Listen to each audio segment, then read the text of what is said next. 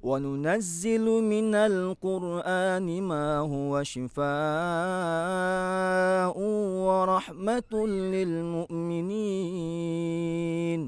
ولا يزيد الظالمين إلا خسارا. Assalamualaikum warahmatullahi wabarakatuh.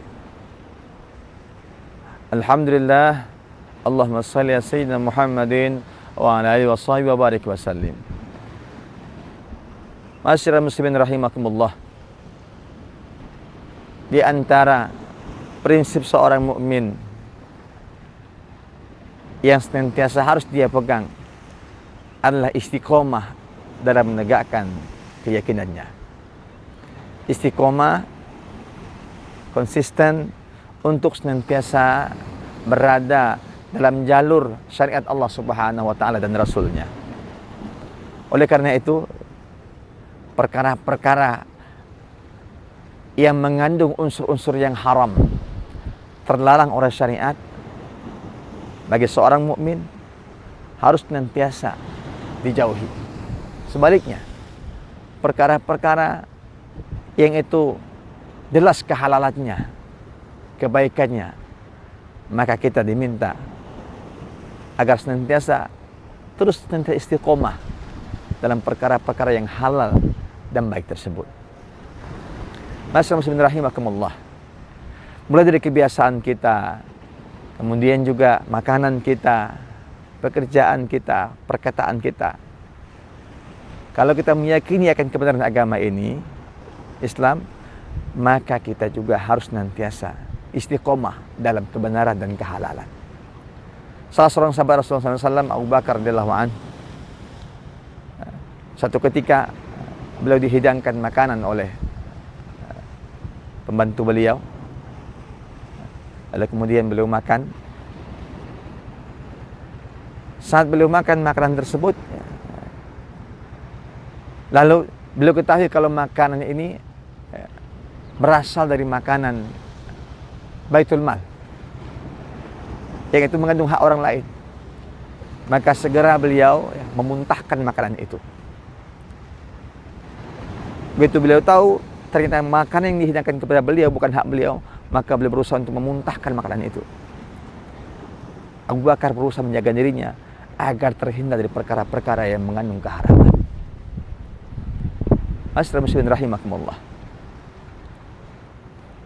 Salah seorang sahabat Rasulullah SAW, Nu'man bin Bashir, berkata bahwasanya Rasulullah SAW pernah bersabda, kata beliau sallallahu alaihi wasallam,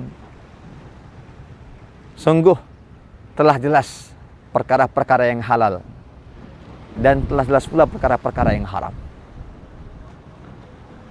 Di antara keduanya ada perkara-perkara yang subhat, yang samar di antara halal dan haram. Maka barang siapa yang menjaga dirinya dari perkara yang subhat, maka sungguh dia telah menjaga din dan kehormatannya. Hadis ini diriwayatkan oleh Imam Bukhari dan Muslim. Pesan Rasulullah kepada kita ini, agar senantiasa menjaga diri kita tidak terjerumus dalam perkara yang subhat atau samar-samar, untuk menjaga din dan kehormatan kita.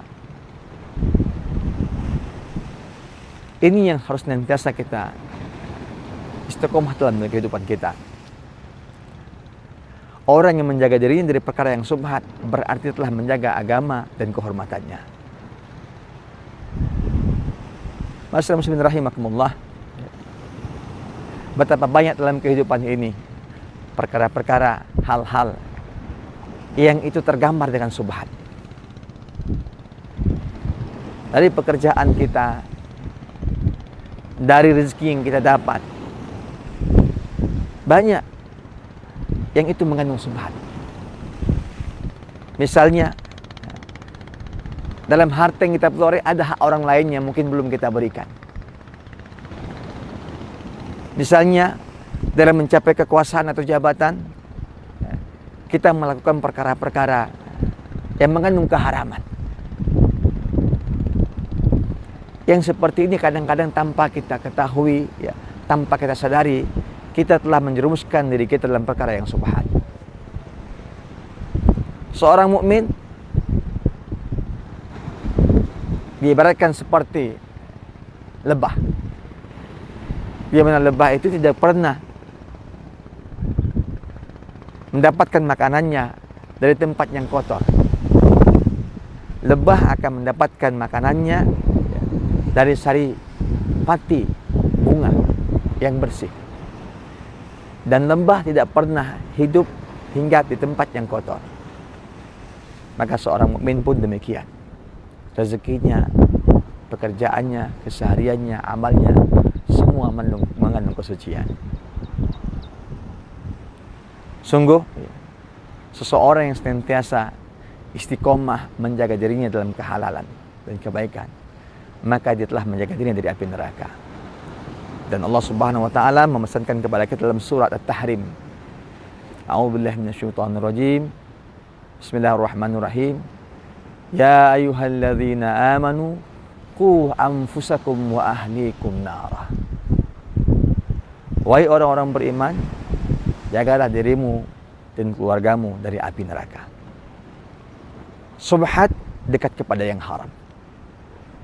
Dan yang haram dibenci oleh Allah Subhanahu wa taala. Sungguh setiap raja punya wilayah kekuasaan, punya wilayah tertentu. Dan wilayah tertentu bagi Allah adalah wilayah yang haram. Maka barang siapa yang menjaga dirinya dari perkara-perkara yang haram, maka sungguh dia telah menjaga hubungannya kepada Allah Subhanahu wa taala. Barakallahu fikum. Semoga kita menjadi hamba-hamba Allah yang istiqomah dalam menjaga kehalalan diri kita, kehalalan rezeki kita, agar senantiasa diridhoi oleh Allah Subhanahu wa taala. Assalamualaikum warahmatullahi wabarakatuh. وننزل من القرآن ما هو شفاء ورحمة للمؤمنين ولا يزيد الظالمين إلا خسارا.